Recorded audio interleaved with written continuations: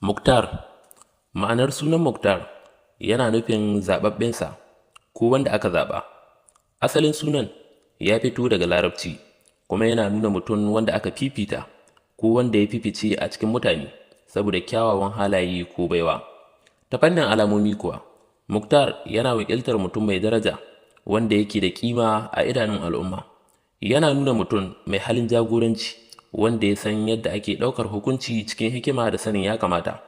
Wannan suna yana nuni da mutum wanda ke da babban buri da sha'awar ganin al'umma ta ci gaba. Ta fannin rayuwa kuwa, mutane masu suna Mukhtar sukan kasance masu jajircewa wajen neman kyakkyawan sakamako. Suna da halin ɗaukar nauyin wasu, suna zama abin dogaro ga mutane saboda nagartar zuciyarsu da hankalinsu. Yawancinsu suna da ƙarfin hali wajen fuskantar ƙalubale kuma suna iya zama shugabanni masu kyau.